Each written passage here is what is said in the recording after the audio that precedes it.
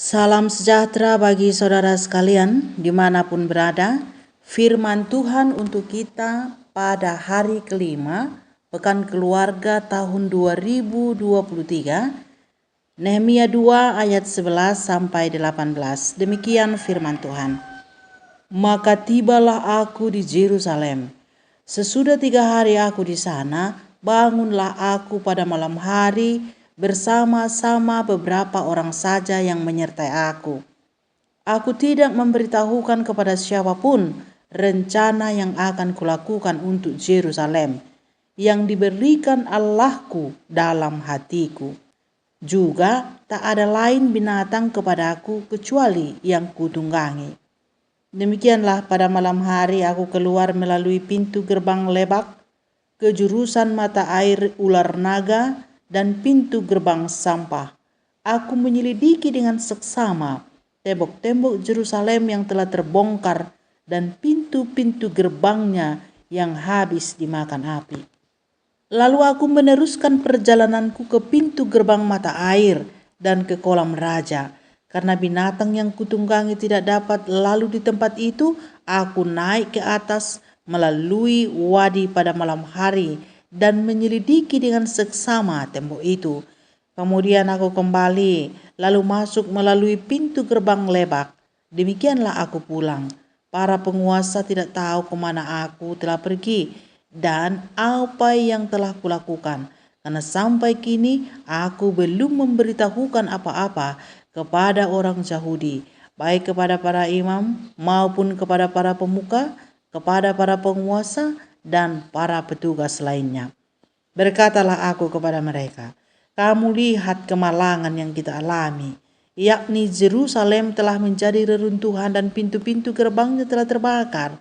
Mari kita bangun kembali tembok Yerusalem, supaya kita tidak lagi dicela.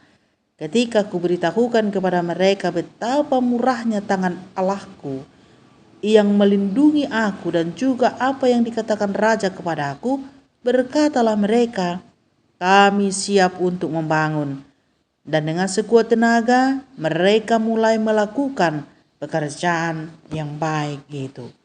Sampai di sini firman Tuhan. Saudara-saudara yang terkasih di dalam Yesus Kristus, tema pada hari kelima ini, ambil bagian dalam pekerjaan baik. Dalam nas ini ada pekerjaan baik yang dilakukan Yeremia, yakni membangun kembali kota Yerusalem dan tembok-temboknya yang sudah hancur ataupun runtuh. Nehemia menghadap raja untuk memperlancar misinya, dan ia berangkat bersama orang-orang yang diutus raja menyertainya. Rencana ini pada mulanya tidak ia beritahu kepada siapapun, tapi ia diam-diam melakukan pengamatan terhadap kota itu bersama beberapa orang saja. Tampaknya Nehemia ini tidak ingin banyak orang yang berkomentar tentang rencana itu yang dapat mempersulit jalannya pembangunan Yerusalem. Dia tidak meminta pendapat atau pertimbangan siapapun untuk membangun kota itu. Dan setelah ia melakukan pengamatan atau semacam survei, barulah ia memberitahu kepada semua orang terkait supaya bersama-sama membangun kota itu. Ia berkata dan meneguhkan hati mereka. Dalam ayat 17 dituliskan, berkatalah aku kepada mereka, kamu lihat kemalangan yang kita alami, yakni Yerusalem telah menjadi reruntuhan dan pintu-pintu gerbangnya telah terbakar. Mari kita bangun kembali tembok Yerusalem supaya kita tidak dicela. Perkataan ataupun seruan Nehemia ini disambut baik oleh semua orang yang ikut dengannya. Orang-orang ini antusias menyambut ajakan Nehemia. Dalam ayat 18, ketika kuberitahukan kepada mereka betapa murahnya tangan Allahku yang melindungi aku dan juga apa yang dikatakan raja kepada aku, berkatalah mereka, kami siap untuk membangun. Dan dengan sekuat tenaga mereka mulai melakukan pekerjaan yang baik itu. Saudara-saudara yang dikasihi Tuhan, kisah ini menjadi inspirasi bagi kita supaya tergerak hati untuk melakukan pekerjaan-pekerjaan baik seperti membangun gereja.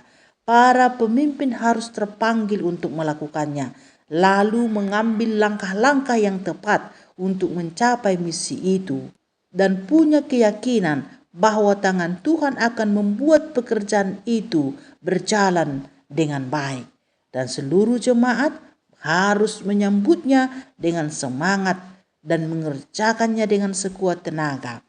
Tidak hanya ngomong saja atau berencana saja lalu berhenti tanpa berbuat apa-apa, tapi bekerjalah dengan sekuat tenaga untuk pekerjaan baik.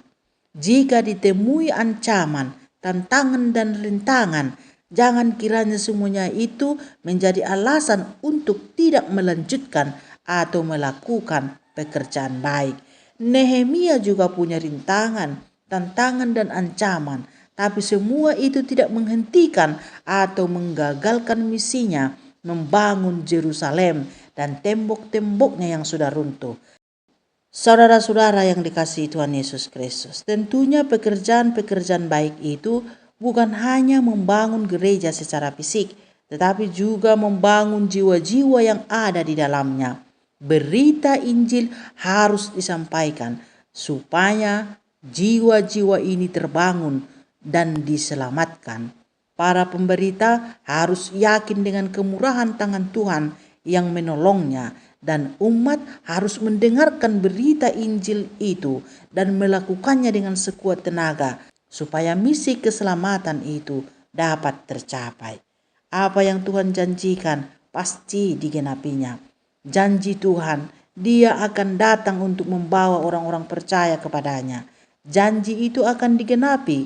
Jadi setialah sampai penghujung dan bertekunlah dalam doa untuk dapat menuruti perintah dalam iman kepada Yesus Kristus seperti yang dituliskan dalam Invokatio Wahyu 14 ayat 12.